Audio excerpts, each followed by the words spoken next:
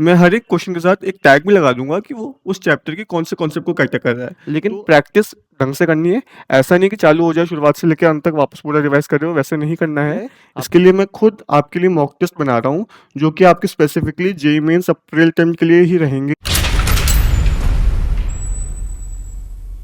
Hello बच्चा लोग, welcome back to JEE guide by ITN. This side Mayank from IT Kanpur again.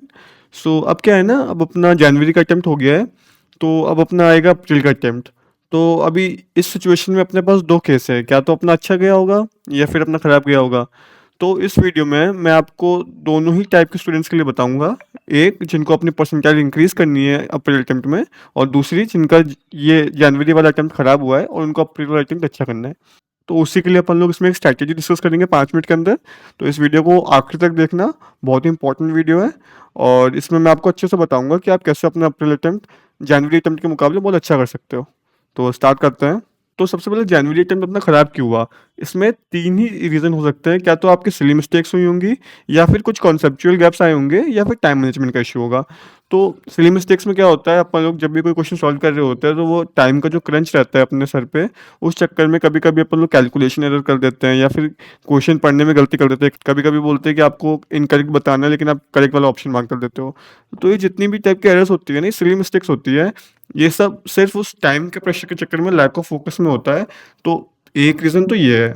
दूसरा reason क्या है, कॉन्सेप्चुअल गैप्स। तो कॉन्सेप्चुअल गैप्स क्या होता है, कॉन्सेप्चुअल गैप्स ये होता है कि आपने कोई क्वेश्चन देखा, आपको पता है कि आपने पढ़ा हुआ है, लेकिन आप फिर भी उसको अटेम्प्ट नहीं कर पा रहे हो, क्योंकि कहीं पे आप कुछ चीज़ भूल रहे हो, या फिर आपने वाला कॉन्सेप्ट ढंग से नहीं पढ़ा है, बस ऊपर ऊपर से पढ़ के आप आ गए थे। तो एक मेन रीज़न ये होता है। दूसरा भी, तीसरा टाइम मैनेजमेंट, कि आपको पता है कि आपको पूरा पेपर आता है, लेकिन आप पूरा पेपर अटेम्प्ट नहीं कर पाए क्योंकि आपका टाइम खत्म हो गया। बेसिकली यही 3 मेन रीज़न होते हैं, क्योंकि आपने 2 साल 1 साल की प्रेप करी है, तो और कोई इशू नहीं है। बेसिकली ये 3 इशू के चक्कर में ही आपको पेपर खराब होता है। तो अब इसको कैटर कैसे करेंगे वो अपन देखते हैं। तो सबसे पहले कॉन्सेप्चुअल गैप्स वाली चीज़। कॉन्सेप्चुअल गैप्स में क्या होता है, जैसे कि अभी अपने पास 2 महीने हैं जनवरी टर्म से पहले, तो ये चीज़ तो भूल जाओ कि आप वापस शुरुआत से लेके आखिर तक पूरा सिलेबस वापस रिवाइज़ करोगे। अगर कोई आपको ये सलाह दे भी रहा है तो ये एकदम गलत है। ऐसे बिल्कुल भी रिवीजन नहीं होता है 2 महीने में। बेसिकली कॉन्सेप्चुअल गैप्स को आपको कवर करने के लिए आपको क्वेश्चन सॉल्व करने पड़ेंगे।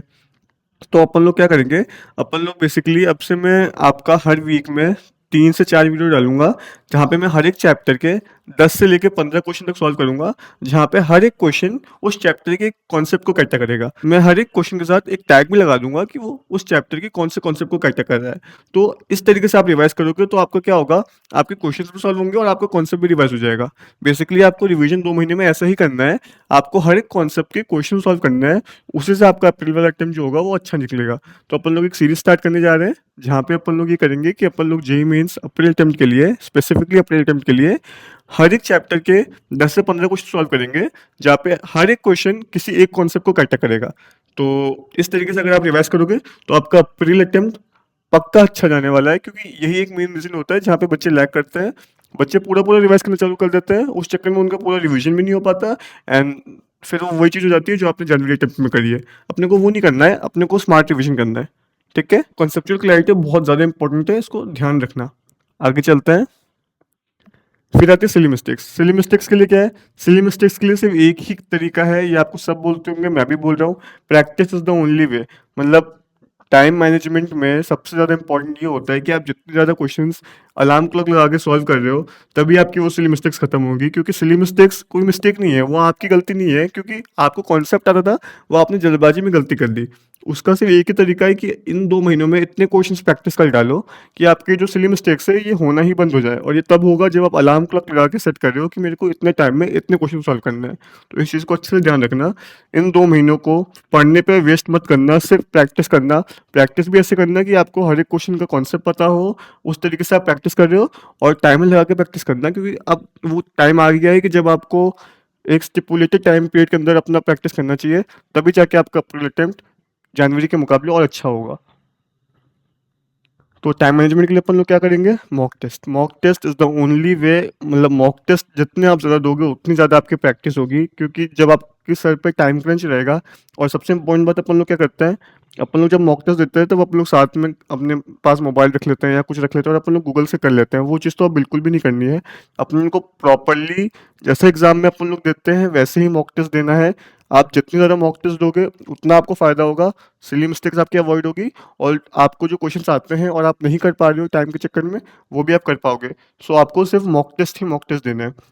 तो इसके लिए मैंने क्या किया है, इसके लिए मैं खुद आपके लिए मॉक टेस्ट बना रहा हूँ, जो कि आपके स्पेसिफिकली जेईई मेंस अप्रैल टर्म के लिए ही रहेंगे टारगेटेड, जो आपके जनवरी टर्म के जैसे ही पेपर होंगे, लेकिन वो मॉक टेस्ट ऐसे होंगे कि आपको उसी टाइम पीरियड में सॉल्व करना है उन मॉक टेस्ट को, जिससे कि आपकी प्रैक्टिस भी हो जाएगी और एग्जैक्टली आपको वैसा ही इन्वायरमेंट मिलेगा जैसा कि आपको जेईई मेंस में मिलता है। तो आपको ऐसे मॉक टेस्ट सॉल्व करना है जो कि आपके अप्रैल टर्म को टारगेट करें, जो कि आपकी स्पीड, एक्यूरेसी और एंड्योरेंस तीनों चीज़ को टेस्ट करते हो। तो बहुत ज़्यादा इंपॉर्टेंट है मॉक टेस्ट देना। और मेन चीज़ ये है कि मॉक टेस्ट देने के बाद उसको 2 घंटे एटलीस्ट आपको एनालाइज करना है कि कहाँ पे आपकी सिली मिस्टेक हुई, कहाँ पे आप टाइम के चक्कर में क्वेश्चन को अटेम्प्ट नहीं कर पाए, या कहाँ पे आपके कॉन्सेप्चुअल गैप्स थे। ऐसे करके अगर आप 2 महीने अपने एग्ज़ाम के लिए तैयारी करोगे, देन श्योरिटी के साथ आप अप्रैल टर्म, जनवरी टर्म से अच्छा करके आओगे। अगर आपके अभी 99 परसेंटाइल आ रहे हैं, तो आपके अप्रैल में 99.99 आएँगे, और अगर आपके यहाँ पे 90 आ रहे हैं, तो आपके अप्रैल में 95 से लेकर 99 के बीच में आ जाएँगे। लेकिन प्रैक्टिस ढंग से करनी है, ऐसा नहीं कि चालू हो जाए शुरुआत से लेकर अंत तक वापस पूरा रिवाइज़ कर रहे हो, वैसे नहीं करना है। आपको आपके शॉर्ट नोट्स रिवाइज़ करने हैं, लेकिन क्वेश्चंस के साथ रिवाइज़ करना है, ठीक है? तो ये मॉक टेस्ट के लिए वेट करना, मैं ऐसे मॉक टेस्ट बना रहा हूँ बैठ के, जो कि आपके अप्रैल अटेम्प्ट के लिए अच्छे से टारगेट करेंगे आपको, और उन मॉक टेस्ट से आपकी स्पीड भी टेस्ट होगी और आपकी एक्यूरेसी भी टेस्ट होगी, ठीक है? तो आज के लिए इतना ही करते हैं। अगर आपको ये कंटेंट अच्छा लगा और आपको मेरे आने वाली वीडियोस चाहिए, तो चैनल को सब्सक्राइब करके बेल आइकन दबा देना, ताकि मेरा आने वाला अगला कोई भी वीडियो आपसे मिस ना हो जाए। तो अपन लोग अपने अगले वीडियो में मिलते हैं।